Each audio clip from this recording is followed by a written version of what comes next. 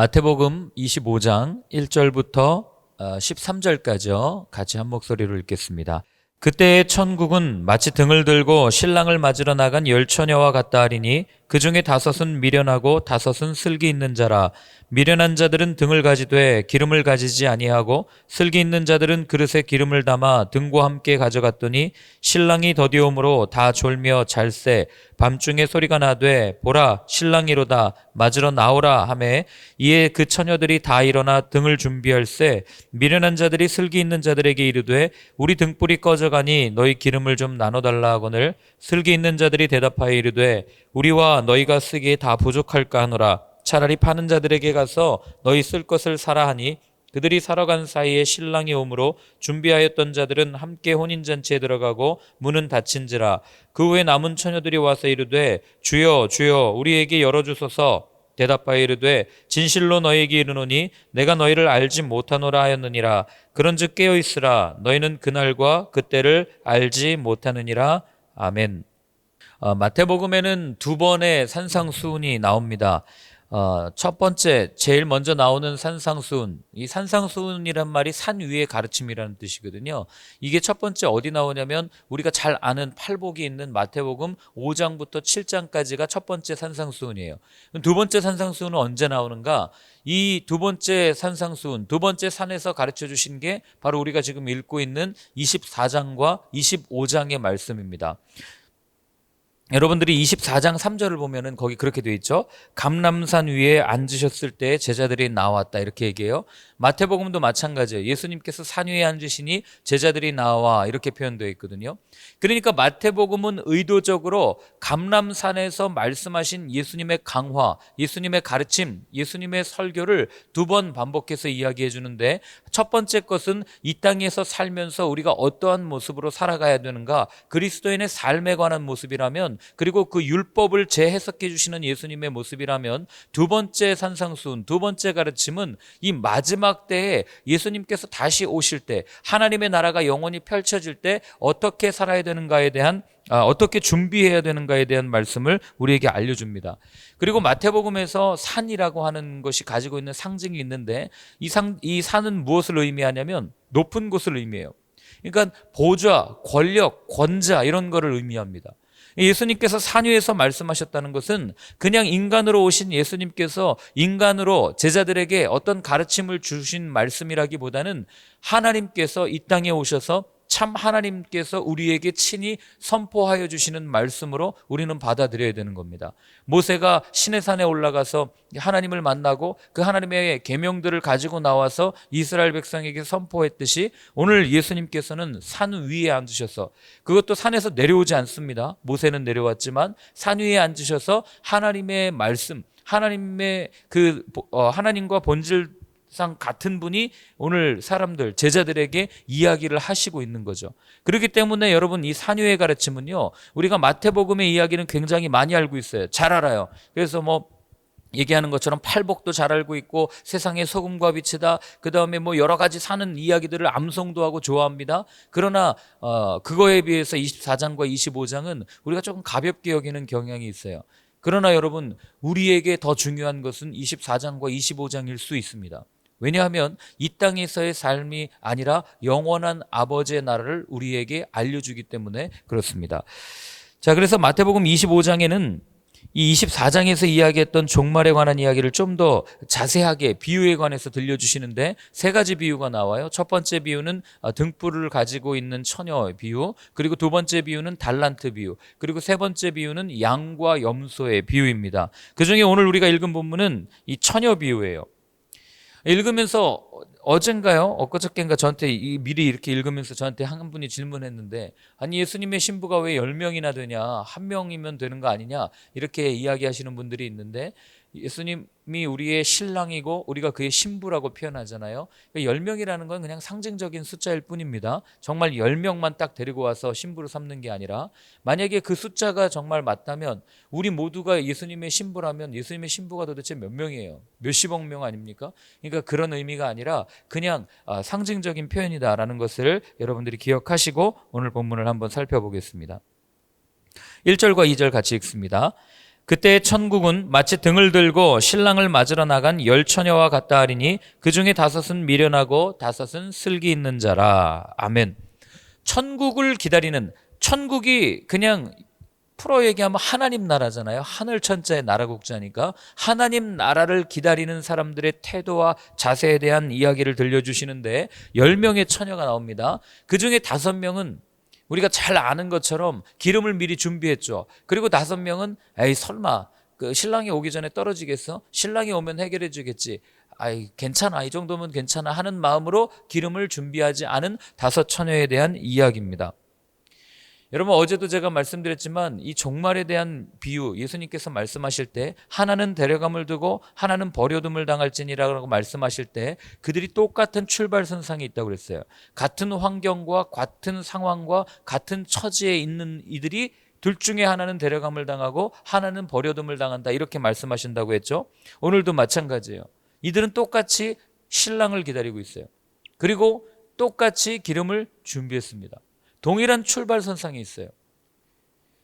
이 메시지가 우리에게 던지는 게 굉장히 큰 게 뭐냐면, 여러분, 우리가 동일하게 신앙생활을 한다 해도 그 중에 누구는 데려감을 당하고 누구는 버려둠을 당할지라 라고 예수님께서 굉장히 강하게 지금 몇 번이나 반복해서 들려주고 있기 때문에 그래요.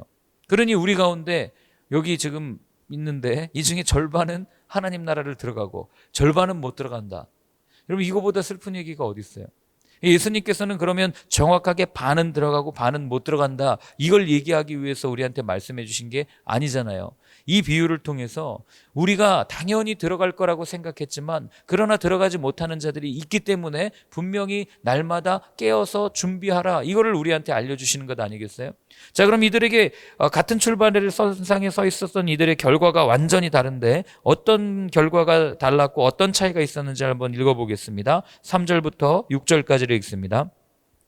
미련한 자들은 등을 가지되 기름을 가지지 아니하고 슬기 있는 자들은 그릇에 기름을 담아 등과 함께 가져갔더니 신랑이 더디움으로 다 졸며 잘세 밤중에 소리가 나되 보라 신랑이로다 맞으러 나오라 하매. 아멘. 자, 차이가 뭡니까? 이들에게 나타나는 차이는 어떻게 신랑을 맞을 준비를 하고 있느냐에 대한 차이를 오늘 우리한테 알려주는 거예요. 이따가 제가 마지막에도 말씀드리겠지만 여러분, 우리가 그리스도인이라고 해서 모두가 다 똑같은 그리스도인이 아니라는 게 마태복음에서는 계속 반복적으로 나오고 있는 거예요. 한 부류는 미리 기름을 사놓았습니다. 한 부류는 에이 설마 예수님이 오실 거야, 신랑이 오실 거야, 그러니 그때까지는 괜찮아, 이 정도면 간당간당한데 쓸만할 것 같아 라고 하면서 전혀 준비하지 않았던 이 부류의 사람들, 우린 이걸 보면서 야, 미련한 처녀들은 진짜 어떻게 저럴 수가 있나, 슬기로운 처녀들은 참 좋다, 뭐 이렇게 간단하게 평가하지만 제가 어제 이 구절을 읽으면서 참 은혜가 됐던 게 뭐냐면요, 사실은 5절 말씀이었어요. 5절에 보면은 신랑이 더디움으로 잡니다. 근데 누가 자요? 다 자요. 여러분, 제가 이 다 졸며 잘세라는 말 가운데 얼마나 큰 은혜를 받았는지 몰라요. 우리가 이걸 읽으면서 미련한 처녀들만 졸았다, 미련한 처녀들만 뭔가 문제가 있다, 이렇게 생각할 수 있지만 오늘 본문이 우리한테 알려주는 거는요, 미련한 처녀들만 잔 것이 아니라, 미련한 처녀들만 존 것이 아니라 슬기로운 처녀들도 졸았다고요. 우리가 예수님을 기다리다가 이렇게 졸 때가 있어요. 바울도 그러죠. 깨어 있어라. 그렇기 때문에 우리는 항상 깨어 있어야 돼 하고 마치 24시간 CCTV를 돌리듯이 우리 의식이 깨어 있어야 되고 항상 이렇게 있어야 돼. 그렇지 않으면 우리는 범죄한 거야 라고 생각하면서 신앙생활을 할 때가 있다는 거예요. 그런데 우리의 신앙생활을 가만히 보면은요, 여러분, 아무리 훌륭한 성인 군자라고 해도, 아무리 훌륭한 성인이라고 해도, 뭐 교회 역사 속에 있는 뭐 프란체스코 같은 사람들, 새와 대화하고 했던 이런 훌륭한 사람들도 인생에 이 졸면서 잘 때가 있었다는 거예요. 엘리야는 어떻습니까? 엘리야가 그렇게 죽은 사람도 살리고 말이에요. 하나님의 일을 그렇게 열심히 했는데, 그런데 그리고 나서도 그리 시냇가에 가서 지쳐가지고 두려워서 잠잘 때 우리는 그 모습을 보면서 뭐라고 얘기합니까? 성령이 떨어졌네, 에너지가 떨어졌네, 믿음이 떨어졌네, 그렇게 쉽게 평가할 수 있지만, 그러나 하나님께서는 지쳐있는 그에게 까마귀를 보내가지고 먹을 걸 주시고 말이에요. 다 이런 일들이 일어난다고요. 그러니 우리가 신앙생활 하다가 내가 깜빡 좋은 것 같아 막 하면서 너무 죄책감을 가질 필요가 없다고 하는 거예요. 고난과 어려움 가운데 여러분 잠깐 졸 수 있습니다. 나가 떨어질 수 있어요. 우리가 무슨 늘 24시간 충전되어 있는 그런 배터리 같은 존재가 아니에요. 우리는 분명히 언젠가 또 가다가 넘어지고 또 넘어지고 또 졸고 할 때가 있을 거예요. 그러나 그때 너무 걱정하지 마세요. 졸 때는 조십시오. 이렇게 얘기하면 또 오해하실 분들이 있는데, 내가 정말 피곤해서 그 솔직한 모습을 하나님께 보이란 말입니다. 그러니까 내가 의도적으로 나는 잠깐 하나님을 끊어야지, 하나님 떠나가야지, 이게 아니고, 여러분 십자가를 지고 걸어가다가 쉴 때도 있어야 될 거 아닙니까? 넘어져서 지칠 때도 있을 거 아니에요? 그때는 그냥 솔직하게 정직하게 조는 거예요. 오늘 이 슬기로운 처녀들처럼. 이 슬기로운 처녀들이 나중에 구원 못 받습니까? 구원 받아요. 정직하게. 그러나 어떤 상태로 조는지가 굉장히 중요합니다. 밤중에 그토록 기다리던 신랑이 옵니다. 이 신랑이 올 때는 항상 앞서오던 사람들이 와서 전보를 쳤겠죠. 신랑이 옵니다, 신랑이 옵니다 알려줬을 거예요. 그러니 처녀들이 10명이 동시에 번쩍 일어났어요. 그래서 이제 등불을 이렇게 봤는데 등불이 꺼져 있는 거죠. 그래서 이 불을 붙이면서 이 기름을 준비한 처녀들한테 얘기하는 거죠. 좀 줘라, 좀 줘라. 우리도 좀 같이 혼인잔치에 들어가야 되지 않겠냐 했더니 이 뭐라고 얘기합니까? 7절부터 10절까지 이렇게 이야기를 합니다. 같이 읽습니다.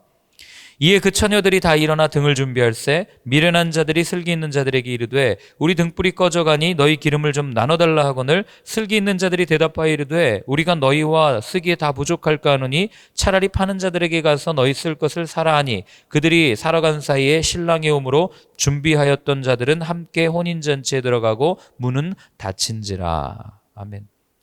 자, 왜 안 줘요?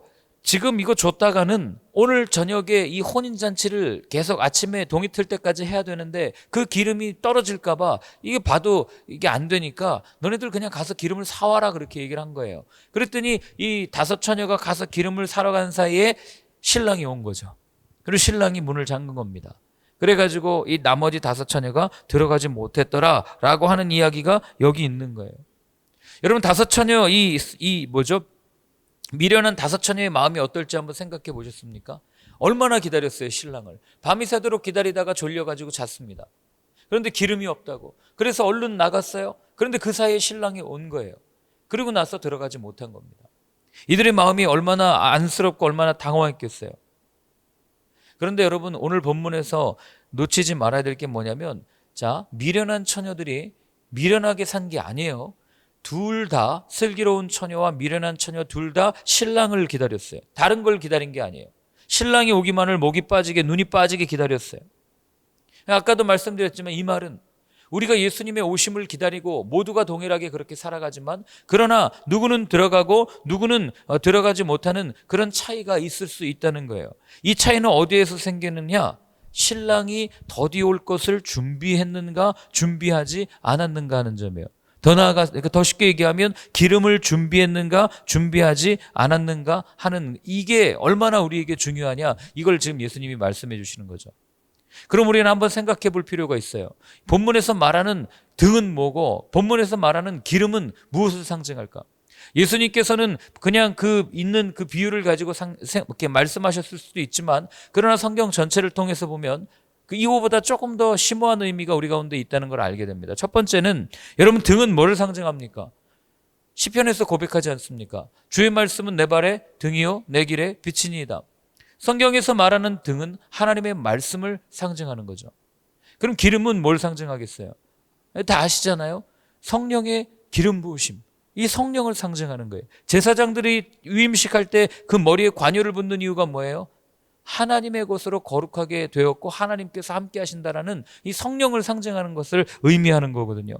그럼 답이 딱 나오지 않습니까? 여러분, 우리는 살면서 모든 그리스도인들은 하나님의 말씀을 중요하게 생각해요. 그 말씀이 없으면은 안 돼. 우리는 말씀을 읽어야 돼. 말씀을 읽지 않으면 그리스도인이 아니야 라고 하면서 신앙생활을 합니다. 그런데 삶 속에서 오는 이 말씀과 현실 사이에서 오는 이 괴리감 때문에 우리는 갈등을 느끼고 늘 넘어지죠. 이 말씀을 말씀대로 살아낼 수가 없는 거예요.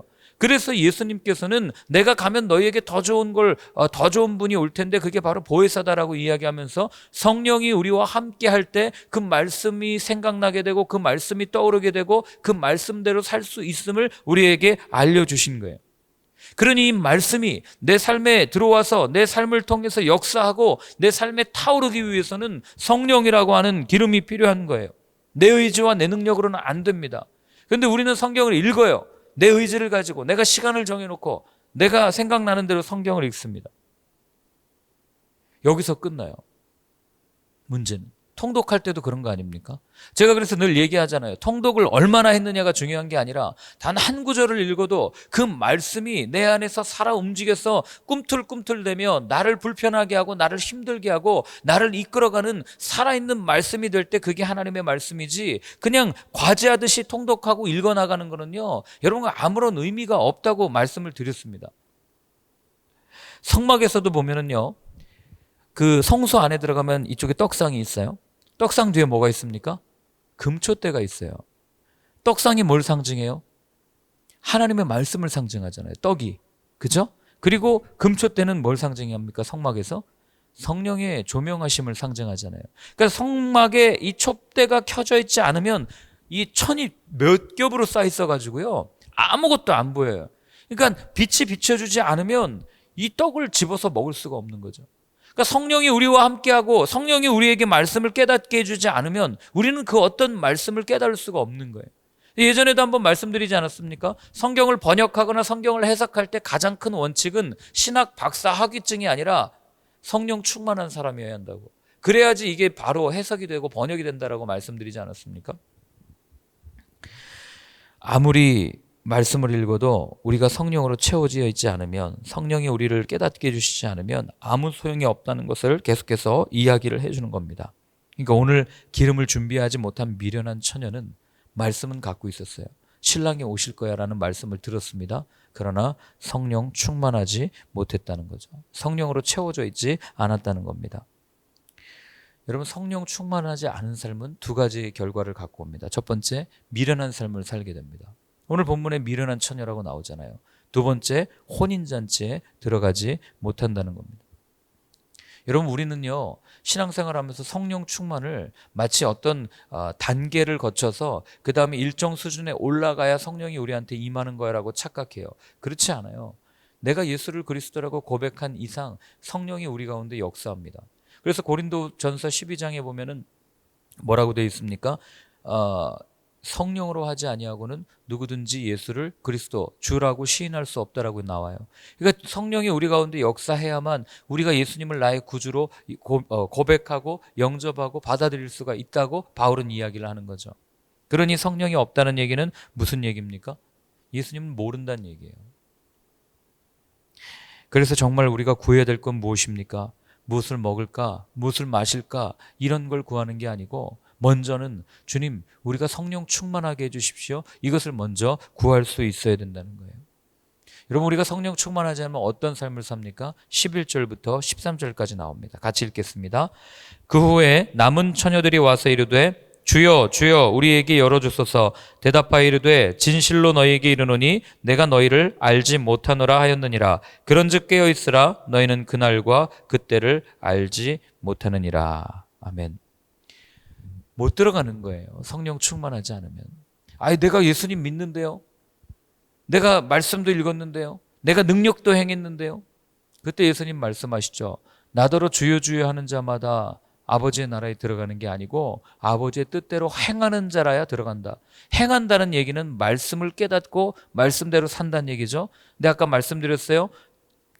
이 금초대가 없으면 떡을 못 먹듯이 성령께서 우리를 깨우쳐 주시지 않으면 하나님의 말씀을 깨닫지 못한다고 했죠. 깨닫지 못하니까 못 행동하는 거예요. 성령이 깨닫게 해주시면 우리는 행동하게 되어 있습니다. 견딜 수가 없어요. 그렇기 때문에 오늘 여기 있는 것처럼 성령 충만하지 않은 사람은 어린 양의 혼인잔치에 들어갈 수 없다라고 예수님께서 선을 딱 그어놓은 거죠. 아까도 말씀드렸지만 고린도전서 보면은 성령으로 하지 아니하고는 누구든지 예수를 주라 시인할 수 없느니라 바울이 이야기합니다. 예수를 주라고 시인하지 않고 예수를 주라고 인정하지 못하는데 어떻게 그분이 신랑으로 있는 혼인잔치에 들어갈 수 있겠어요? 그렇기 때문에 깨어있는 삶이라는 것은 성령 충만한 삶이에요. 성령 충만한 삶이라는 얘기는 충분한 기름을 준비하는 삶이죠. 충분한 기름을 준비한다는 삶은 늘 내가 성령과 함께 한 걸음 한 걸음 걸어가는 삶, 이게 깨어있는 삶이에요. 무언가 내가 의식이 끼어서 내 사고가 튀어서 내가 남들이 알지 못하는 걸 배워가지고 내가 의식이 있는 사람이야, 내가 깨어있는 사람이야가 아니라 내가 공부 하나 못했어도, 내가 아무것도 알지 못해도, 그러나 이 세상을 만드신 분의 영, 성령이 우리와 함께 하시고 그 성령이 우리의 삶을 이끌어가는 사람, 이 사람이 진짜로 성령 충만한 사람, 이 사람이 깨어있는 사람이다라는 것을 성경은 우리한테 알려주고 있는 겁니다. 오늘날 많은 교회들이 왜 잠자는 것처럼 느껴집니까? 이유는 한 가지죠. 깨어있지 않기 때문에. 왜 깨어있지 않습니까? 성령 충만하지 않기 때문에. 성령이 계셔야 할, 성령으로 채워야 할 말씀병 이 안에다가 뭘 채우고 사는 거예요? 끊임없이 인간의 생각과 사고와 사상과 탐욕과 물질, 이런 것들로 채웠기 때문에. 여러분, 그렇기 때문에 제가 이걸 말씀드리는 게 뭐 누구를 정죄하고 누구를 비난할 이유가 전혀 없어요. 우리 자신을 한번 살펴보십시오. 내 안에 있는 말씀병에, 내 안에 있는 마음병에는 어떤 것으로 가득 채워져 있습니까? 여러분, 우리는 밑빠진 이 밑이 깨진 독 같아가지고요, 아무리 성령으로 채우려고 해도 채워지지 않아요. 그 마음이 채워지지 않으면. 그래서 하나님은 방법을 쓰십니다. 어떻게 하는지 아세요? 깨어진 우리의 독을 들어서 어디에다 던져요? 바다 한가운데 던져버리는 거예요. 그러면 아무리 밑이 깨어져 있어도 그 항아리는 가득 차 있게 됩니다. 이게 성령 충만이에요. 우리 힘으로는 할 수 없기 때문에 아무리 말씀을 담고 아무리 기도를 담고 아무리 찬양을 담고 아무리 예배드리는 행위를 해도 우리의 깨어진 독은 채워지지 않기 때문에 주님께서는 그냥 우리를 통째로 들어서 주님께서 약속하신 성령의 바다에 풍덩 담궈버리는 거죠. 그렇지 않으면 우리는 채워질 수 없는 존재이기 때문에, 만족을 모르는 존재이기 때문에. 그래서 여러분, 우리가 정말 구해야 될 것은 정말 내 모든 것 주님께 내어드립니다라는 고백과 더불어 성령님 나와 함께하여 주십시오. 내가 매 순간 바라보고 생각하는 것들, 내가 또한 내가 생각해서 내 입으로 나오는 모든 것들, 이 모든 것이 다 성령의 기름으로 발려져 있기를 원합니다라고 구할 수 있어야 되는 겁니다. 구하면 주님께서 허락해 주세요. 안 주실 것 같지만 주십니다. 그래서 오늘 한번 같이 기도할 때는 이렇게 한번 기도했으면 좋겠어요. 먼저는 하나님, 내 자신이 성령 충만할 수 있기를 원합니다. 하나님의 영으로 가득 찰 수 있기를 원합니다. 하나님, 내 자신을 들어서 성령의 바다, 은혜의 바다에 풍덩 빠뜨려 주시옵소서. 그래서 더 이상 메마르거나 모자라지 않고 가득 차서 많은 사람들을 살리는 내 삶이 되게 하여 주옵소서. 그리고 또 한 가지 기도할 때는 하나님, 정말 이 땅의 교회들이 마지막 때를 잘 준비할 수 있기를 원합니다. 다른 것들을 구하기보다는 오직 성령으로 충만한 것을 구하는 그런 교회들이 되게 하여 주옵소서. 성령의 능력이 나타나는 교회가 되게 하여 주옵소서. 우리 그렇게 한번 같이 기도하겠습니다. 하나님 아버지, 오늘도 주님 앞에 간구합니다. 하나님, 다른 것 구하지 않겠습니다. 하나님, 내 마음이, 내 생각이 늘 성령으로 가득하기를 원합니다. 성령 충만하기를 원합니다. 아버지 하나님, 붙잡아 주셔서 하나님, 오늘도 넘어질지라도 그 가운데 성령 안에서 넘어지게 하시고, 하나님, 가다가 꼬꾸라질지라도 성령 안에서 꼬꾸라지는 삶이 되게 하여 주옵소서. 그래서 주님께서 인도하시는 대로, 주님께서 바라시는 대로 그 모든 것들을 바라보며 나아가는 저희의 삶이 되게 하여 주옵소서. 특별히 하나님, 이 땅의 교회들을 위해서 기도합니다. 하나님, 건축을 위해서 기도하지 않게 하시고, 부흥을 위해서 기도하지 않게 하시고, 사람이 늘어나는 것을 위해서 기도하지 않게 하시고, 하나님, 어떤 행위를 위해서 기도하는 것이 아니라 하나님, 교회들이 성령 충만함을 위해서 기도하게 하여 주옵소서. 마가의 다락방에 모여서 함께 기도하면서 성령이 충만해지는 것을 기다렸던 것처럼 하나님, 이 땅의 교회들이 다시 한번 이 어려움 앞에서 고개를 숙이고 문을 걸어 잠그고 골방에 앉아 성령 충만함을 구할 수 있는, 성령의 능력을 구할 수 있는 아버지 모든 교회들이 되어줄 수 있도록 주님 도와주시옵소서. 주님께서 함께해 주실 줄 믿습니다.